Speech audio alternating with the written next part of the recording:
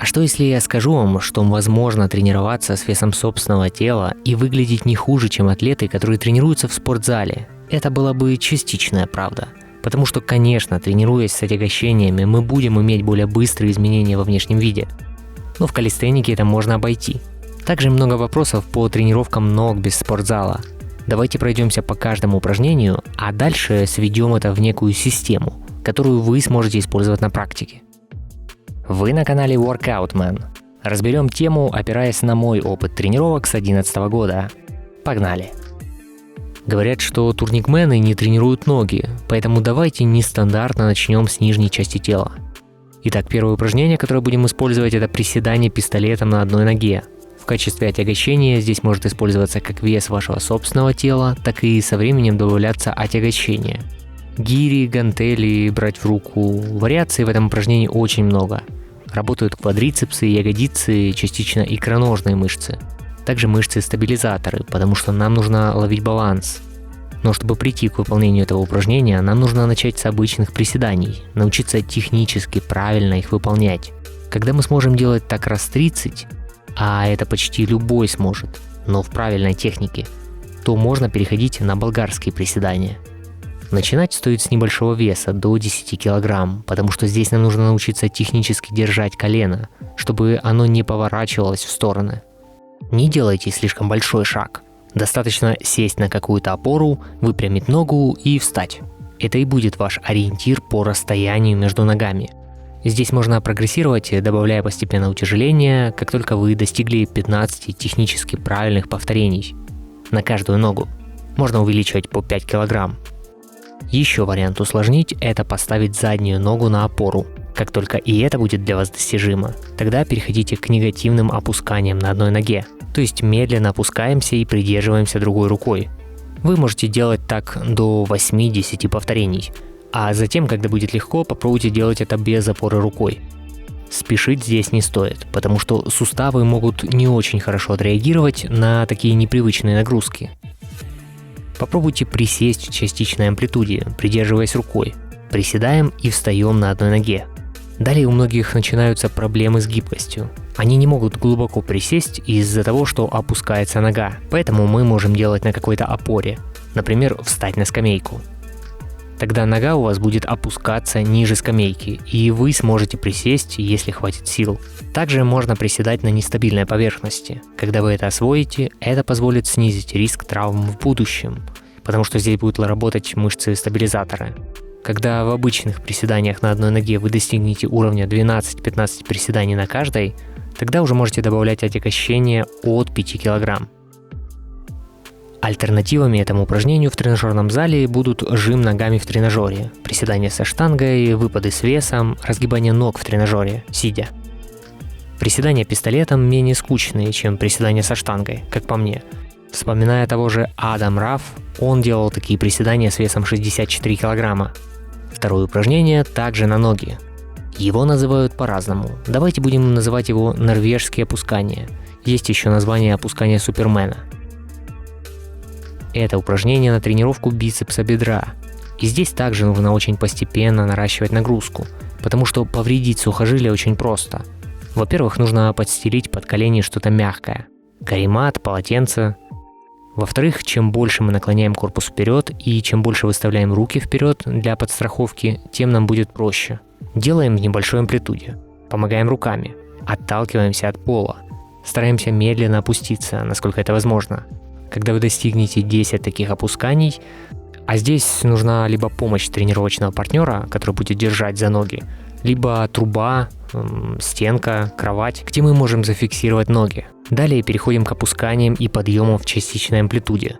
То есть мы опускаемся настолько, насколько мы можем, чтобы были силы подняться. И постепенно увеличиваем эту амплитуду. Чтобы усложнить упражнение, а это увеличение нагрузки на сухожилие, когда вы выпрямите корпус, то есть не будете наклонять его вперед. Здесь также можно прогрессировать, добавляя отягощения. Когда вы сможете опускаться и подниматься без помощи рук 8-10 повторений, то можно добавлять где-то по 2 кг в руки. Альтернатива этому упражнению будет в спортивном зале сгибание ног на бицепс бедра в тренажере лежа. Следующее упражнение знакомо любому атлету калистеники и просто человеку, который хоть раз сдавал нормативы в школе. Это подтягивание. Казалось бы, обычное упражнение, кто-то его делал в школе рывками, одно плечо поднималось выше другого, или не до конца разгибали руки.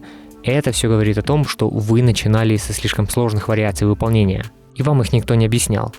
Если говорить о спортзале, то там есть гантели от половины килограмма, и можно, разумеется, повышать нагрузку постепенно.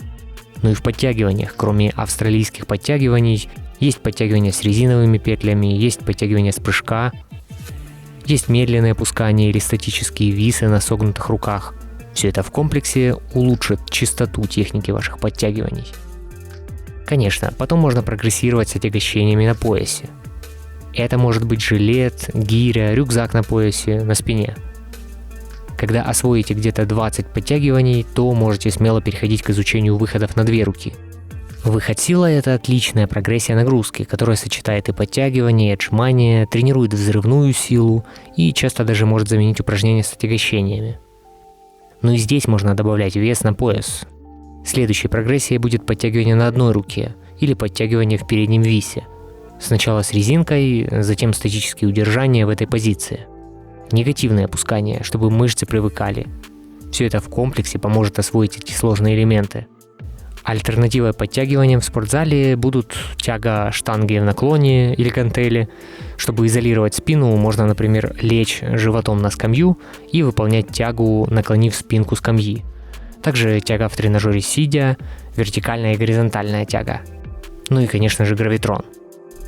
Следующее упражнение на пресс – скручивание. Это все равно остается одним из лучших упражнений для изолированной тренировки мышц живота, чтобы работал пресс. Главное не отрывать поясницу от земли, то есть делать скручивание в частичной амплитуде, а не полностью садиться на пол. Здесь также при наличии фантазии можно усложнить очень большим количеством вариаций.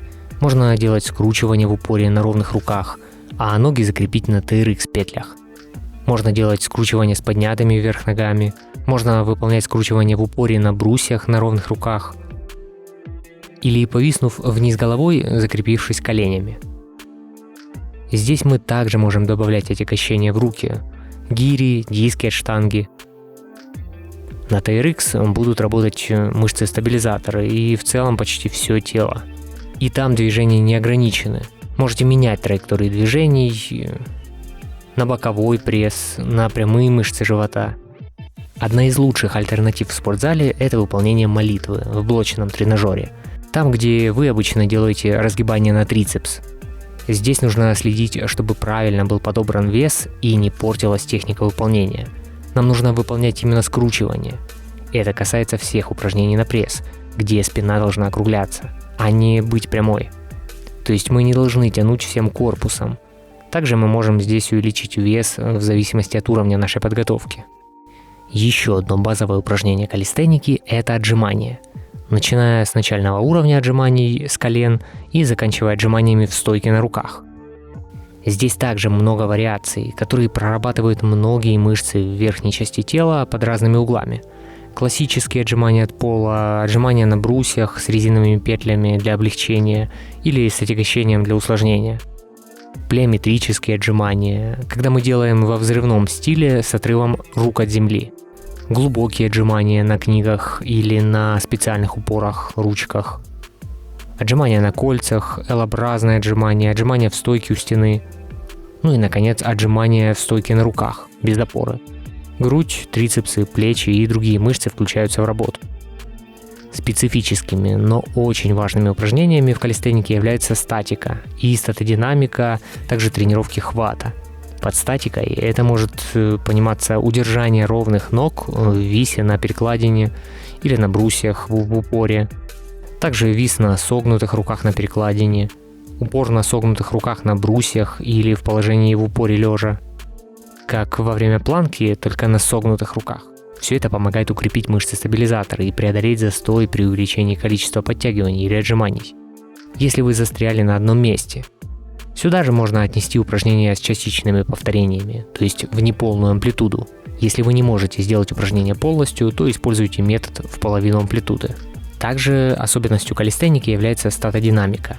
Это может быть подтягивание на перекладине, например, 1 раз в 5 секунд или 1 раз в 10 секунд. То есть подтянулись и висим на ровных руках несколько секунд, затем еще раз подтянулись и так далее. В таких упражнениях, как подтягивание на одной руке, подтягивание на количество повторений, подтягивание с отягощением на поясе, во всех этих упражнениях нужен сильный хват. Его можно тренировать по-разному, но мне нравится упражнение с накручиванием веса с веревкой вверх и вниз.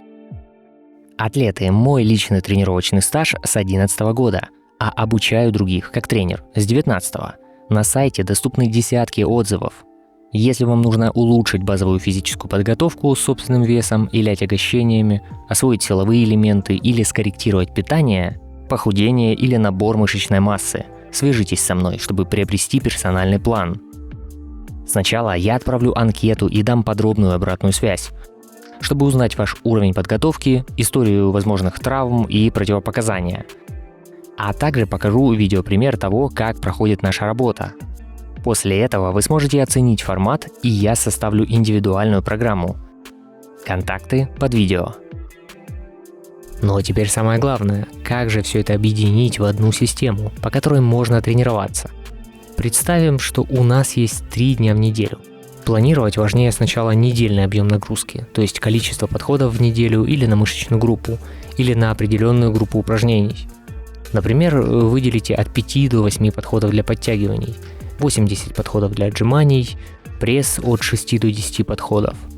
Вы можете тренироваться по принципу full body, то есть распределить на каждый тренировочный день упражнения, которые нагружают все группы мышц, но понемногу подходов, чтобы в сумме за неделю получилась общая сумма. Или для количества повторений можно начать с метода EMOM тренировок.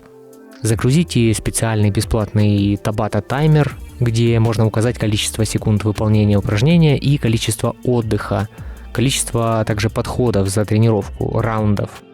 Тогда у нас может получиться больше рабочих подходов. Если мы выбрали EMOM, то можно планировать недельную нагрузку в сумме повторений, а не подходов. Например, сделать 400 отжиманий или 400 подтягиваний за неделю. И тогда вы на удобное количество подходов распределяете в течение недели и с небольшим количеством повторений в каждом подходе делаете по 7-10 раундов за тренировку. Один раунд – это 1 минута. Например, 20 секунд вы выполняете упражнение, 40 секунд вы отдыхаете. Если же вы решите тренироваться по классическим подходам, здесь отдыхать можно 2, 4, а в некоторых случаях и 5 минут. Это если количество повторений больше 15-20. Можно ли сказать, что калистеника заменит спортзал? Да, конечно, если вы хотите развиваться именно в калистенике, если вам нравится этот процесс. Но само сравнение, я думаю, здесь не очень корректно, потому что разными способами, разными упражнениями, разными физическими активностями можно достичь одинаковой или похожей цели. Главное, чтобы вам нравился этот процесс, потому что быстрого результата не будет. Если вас интересуют силовые тренировки, загляните на вот это видео на канале Workout Man или просто напишите мне. Составлю программу тренировок под ваши цели. Все отзывы и детали на сайте.